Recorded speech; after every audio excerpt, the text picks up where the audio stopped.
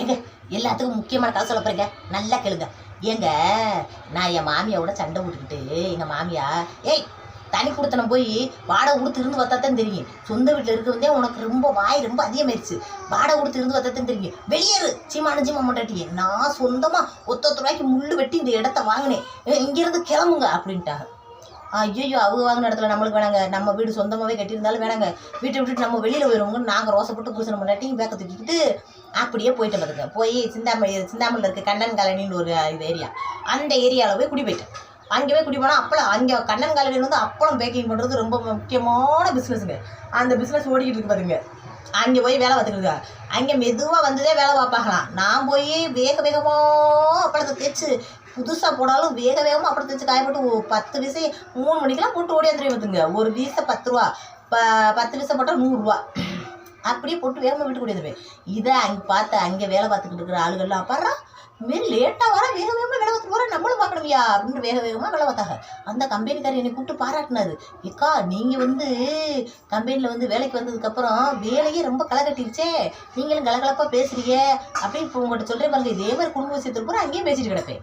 நல்லா பேசுறீங்க, இதெல்லாம் பார்த்துக்கிட்டு வேலை பார்க்குறவங்க நல்லா சுறுசுறுப்பாக வேலை பார்த்து வெள்ளனே வேலை முடிச்சிடாங்க. முதல்ல 9-10 மணி நைட்டு 9-10 மணி வரைக்கும் இழுத்து கிடப்பாங்க. இப்போ நீங்கள் வந்ததுலேருந்து 6 மணிக்கே எல்லாம் கம்பெனி காலி பண்ணிடுறாங்க. அந்த அளவுக்கு வேலையை வேகமாக பார்த்து ஒருத்தருக்கு போட்டி ஆயிட்டாங்க அப்படின்னு அவர் சொன்ன என்ன பாராட்டினார். அதுல என்ன ஆயிப்போச்சுண்டா, நான் வாயை வச்சுக்கிட்டு சும்மா இருக்கிறது இல்லை. அதாவது மாவு பணிஞ்சு கொடுத்துட்டு ஆம்பளையாளுக்கு போயிடுவாங்க, பொம்பளையாளுக்கு கூடி பேசுவாங்க. கூடி பேசுறவங்கிட்ட அவங்க பாட்டு பேசுகிற பிறகு நான் பாட்டுக்கு இருக்கணும்ல. நான் நல்ல புருஷனுக்கு வாக்கப்பட்டிருக்கேன் எல்லா விஷயத்தையும் நைட்டு தூங்கையில என் புருஷன்கிட்ட சொல்லி புரிவீங்க. என்ன எதுன்னு கேட்காதீங்க. பொம்பளையை கூடனா என்ன பேசுவாங்கன்னு உங்களுக்கு தெரியாது, ஆம்பளையை பார்க்குறவங்களுக்கு. ஆனால் இதில் ரொம்ப பேர் பொம்பளை தான் வெடிய வைக்கிறீங்க. பொம்பளைக்கு தெரியும், பொம்பளை 4 பொம்பளை கூடனாட்டா அப்படி இப்படி இப்படி இப்படி இப்படி இப்படி போய் இப்படி இப்படி போய் அப்படி போயிடுவாங்க. நான் சொல்கிற கதையெல்லாம் வேற மாதிரி இருக்குது. அவங்க சொல்கிறதுல டீப்பாக டங்குன்னு சொல்கிறாங்க. இப்படி அப்படி அப்படி இப்படி என்னத்தா இப்படி பேசுகிற பொம்பளைய இப்படி பேசுகிறதுல என்னத்தா அப்படின்னு நான் ஆச்சரியப்பட்டுக்கிட்டு, அவங்க என்னைய பார்த்து ஆச்சரியப்பட்டாங்களோ இல்லையோ, அவங்கள பார்த்து நான் ஆச்சரியப்பட்டுக்கிட்டு எங்கள் வீட்டுக்காரர்கிட்ட போய் என்னங்க பொம்பளைய கூட கூடி இப்படி பேசுகிறாங்க அப்படி பேசுகிறாங்க அப்படின்னு எல்லாத்தையும் சொல்லிட்டேங்க.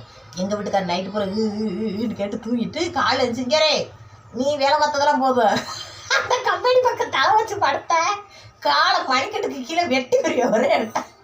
இன்னைக்கு அவங்க பேசுகிறாங்கன்னு அப்படின்னு ஆச்சரியப்பட்டீங்கன்னு. என்னப்பா என்ன அரைச்ச இடையில குழந்தைய வேற. சரி விடுங்க. அப்படியே காலையில் எழுந்திரிச்சு இங்கே வரு, நீ காலையில் அங்கேயும் வேலைக்கு போகக்கூடாது அப்படின்ட்டாரு. ஐயோ இது என்ன குடும்பம், ஏன்பா நான் தான் உண்மையை வந்து சொல்லிட்டேன் உங்ககிட்ட. இன்னைக்கு அவங்க பேசுகிறாண்டு அப்படியே பேசுனாங்கன்னு வாயை படந்து பார்த்துக்கிட்டு இருக்க நீ. நாளைக்கு நம்மளும் பேசுகிற தப்பு இல்லைன்னு சொல்லிட்டு இப்படி போய் பேசிக்கிட்டு இருப்ப. அவங்க பேசுகிறதே நீ என்னமான்னு சொல்லுவியான்றதுக்காக கூட பேசியிருப்பாங்க. நீ நம்ம வீட்டில் நடக்கிற விஷயத்த அந்தரகமான விஷயங்கள்லாம் சொல்லுவியா அப்படின்றதுக்காகவே பொம்பளையே போட்டு வாங்குவாங்க.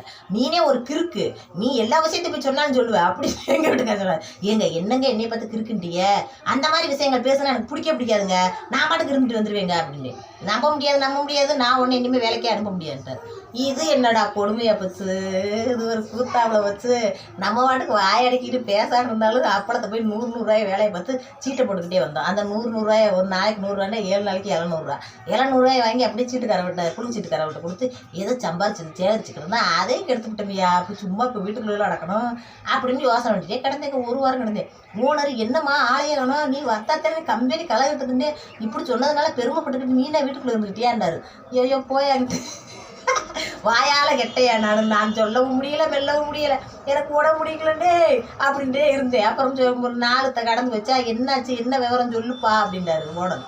ஏன்னா எங்கள் வீட்டுக்காரர் அங்கே வந்து கம்பெனியில் வந்து வேலை பார்க்கக்கூடாதுன்றாரு. நீங்கள் வேண்டா இது அந்த அப்பளத்தை பூரா எங்கள் வீட்டுக்கு அனுப்புங்க, அந்த வீசையை பூரா நான் அங்கேருந்து போட்டு உங்களுக்கு கொடுத்து விட்டுறேன், பக்கத்தில் தானே இருக்கோம். அதாவது நாங்கள் கீழே இருக்கோம், அவங்க மேலே மாடியில் தான் வேலை நடக்குது பார்த்துக்கோங்க அப்படின்னு நான் சொன்னேன். அதுக்கப்புறம் சரி பாப்பா அதை முதலே சொல்ல வந்து நீங்கள் ஏன் உடம்பு முடியல அப்படி இப்படின்னு போய் சொல்கிறேன். நான் வேணா தம்பிகிட்ட பேச வேண்டாரு. ஐயோ நீங்கள் தம்பிகிட்டலாம் பேசிடாதீங்க, ஏண்டி நான் சொன்ன விஷயத்த அப்படியே இன்னொருத்தட்ட சொல்லி அந்த ஆள் வந்து எனக்கு உனக்கு இது வாங்கிட்டு இருக்கா வக்காலத்து வந்து தான் கிளம்பிடுவார். ஏயா நல்லா இருக்கிற குடும்பத்தில் குழப்பி விடாதியான்னு நான் சொல்லிட்டு வாங்கி ஏங்க அந்த என்னடி போகக்கூடாதுன்னா வேலைக்கு போகக்கூடாதுன்றார். நான் சொல்ல முடியே, நான் வேலைக்கு கேட்க வரல, அப்பளத்தை வீட்டுக்கே வந்து தாராகலாம், நான் தேய்ச்சி தட்டுமா அப்படின்னு கேட்டேன். தேய்ச்சி கொடு பேசவே கூடாது, மூச்சே விடக்கூடாதுன்றார். மூச்சே விடலை. அப்படின்ட்டு அப்பளத்தை வாங்கிட்டு வந்து வீட்டிலே தேய்ச்சி கொடுத்தேங்க. தேய்ச்சி கொடுத்துட்டு கம்முன்னு வாய் முடிக்கிட்டே இருப்பேன். அடி ஏத்தா பானுமதி ஏத்த அப்படி வராமல் இருக்கேன்னே இந்த கம்பெனியில் இருக்கலாம் கேட்பாங்க.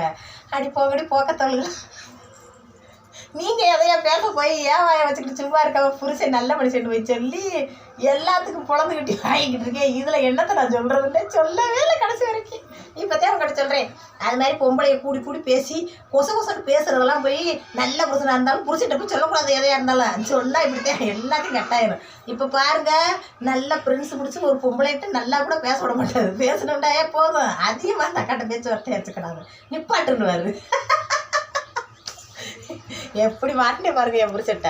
இப்படிலாம் இது உண்டா? இப்போ வீடியோவில் என்னத்தை பேசுறியோ நல்லா ஒழுங்காக பேசுறதே சொல்லிக்கிட்டு கிடப்பாரு. நல்லா தாங்க பேசுறேன்ட்டு ஓடிடுவேன். பிடிச்சிருக்கா லைக் பண்ணுங்க.